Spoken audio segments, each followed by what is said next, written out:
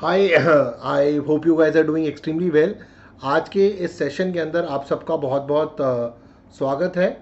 और शौर्य विवेक चैनल पर मैं आपका हार्दिक अभिनंदन करता हूं। आज का जो टॉपिक है हमारा वो है सी डी एस ओवर हो गया है। 10th अप्रैल को आपका सी डी एस का एग्ज़ाम था और वो अब ख़त्म हो चुका है।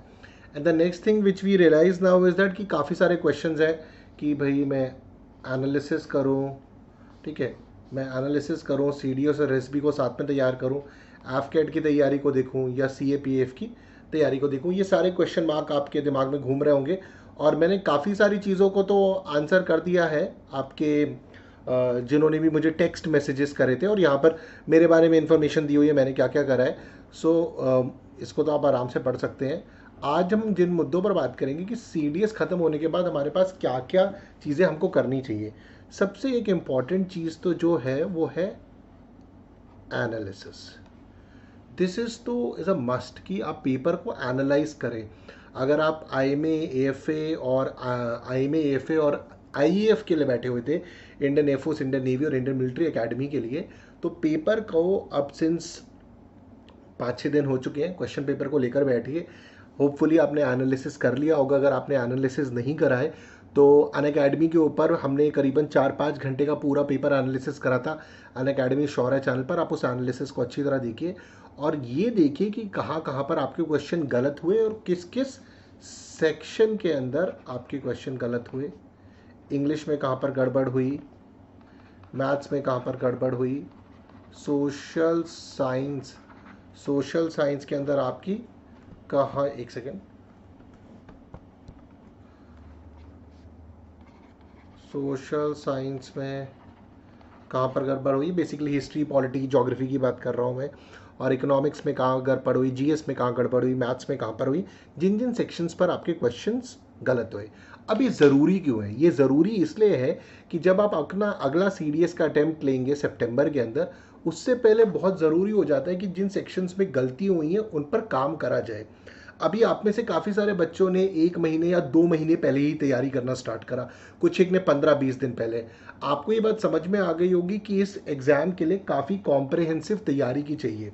और इस बार जीएस का सेक्शन के अंदर कुछ 5, 10, 12 क्वेश्चंस वर इजी, काफ़ी सारे घुमाऊ थे और वही कट ऑफ मैंने जैसे भी बोला था आपसे 110 +- 5 के आसपास रहनी चाहिए और इसके लिए आपको थॉरली पढ़ना पड़ेगा।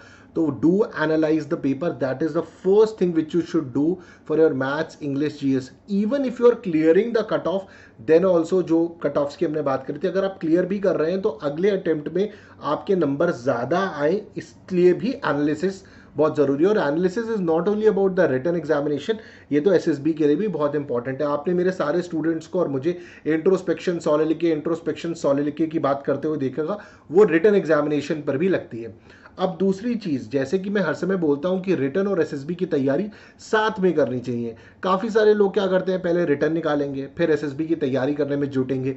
अब होता क्या है इस अप्रोच के अंदर कि 1 ईयर के अंदर जो चीज़ें अचीव होनी चाहिए वो 5 वर्षीय योजना बन जाती है या 3 वर्षीय या 2 वर्षीय योजना बन जाती है, which could have been done in the first attempt. So अब आपके पास टाइम है तो अब अपने एसएसबी के लिए कम से कम 1 से 2 घंटा हर दिन निकालिए, पर्सनालिटी डेवलपमेंट के लिए, कैरेक्टर डेवलपमेंट के लिए, लैंग्वेज के लिए, वर्बल कम्युनिकेशन के लिए। जो गलती पिछली बार करी थी वो इस बार ना हो। तो एसएसबी और सीडीएस तो मस्ट है, आप साथ में तैयारी करें।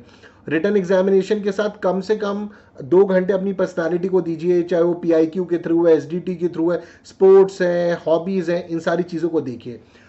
Apart from this, the coming AFCAT examination, CAPF and next CDS. CDS के अंदर तो मैंने आपको बता दिया है जो कमियां हैं, उन पर काम करिए। और जो अगला आपका एफकैट आ रहा है और सीएपीएफ आ रहा है, अब सीएपीएफ के अंदर भी मैथ्स रीजनिंग का सेक्शन है, एफकैट में भी मैथ्स रीजनिंग का सेक्शन है, सीडीएस में भी मैथ्स है। तो काफी जगहों पे सिमिलर चीजें आ रही हैं। अगर आपका नेक्स्ट एफकैट इंपॉर्टेंट है तो मैथ्स और रीजनिंग पे काम करना स्टार्ट कर दीजिए, लास्ट के 15-20 दिन के लिए मत रखिए। एफकैट में भी इस बार जीएस का लेवल बढ़ा था, तो इसलिए जब आप सीडीएस की इस बार जीएस पढ़ना स्टार्ट करें, उसके साथ फैक्ट्स को भी देखना स्टार्ट करें। और जितना आप डिटेल में जीएस पढ़ेंगे उतना आपको सीएपीएफ में भी होगा। सो आप अपने सब्जेक्ट्स को डे वाइज एक दिन में टाइम के साथ डिवाइड कर लीजिए कि सीडीएस के लिए मैं इस तरीके से देखना चाहता हूँ, सीएपीएफ में थोड़ा सा लेवल ज़्यादा है तो और डिटेल में पढ़ना पड़ेगा। एफकैट के लिए मेरे लिए मैथ्स रीजनिंग बहुत ज़्यादा इंपॉर्टेंट है। इंग्लिश तो सीडीएस में भी आ रही है और जीएस भी सीडीएस में आ रही है, तो उस जीएस में सीडीएस की कंसेप्चुअल जीएस के साथ अगर फैक्चुअल कर लूंगा तो एफकैट की भी कवरेज हो जाएगी।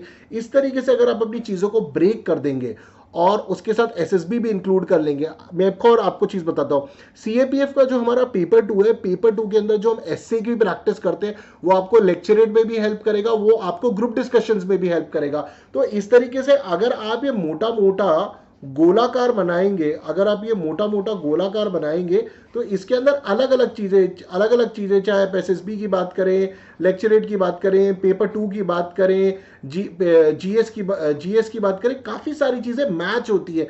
इन सबके सबसेट्स बना लीजिए और अपनी पढ़ाई में लग जाइए, तो सारी ही चीजें साथ में चल सकती हैं। बट अगर आप इसको टाइम के साथ और डे के साथ अलाइन करेंगे, these were the major things जो आपको अपनी प्रिपरेशन में, you need to managing preparation की जो मैं बात करूं, आपको अपना टाइम मैनेज करना पड़ेगा। और फालतू में टाइम वेस्ट मत करिए कि चलो अब तो अगला एग्जाम बहुत दूर है, मैं अपना टाइम कैसे भी निकाल सकता हूं।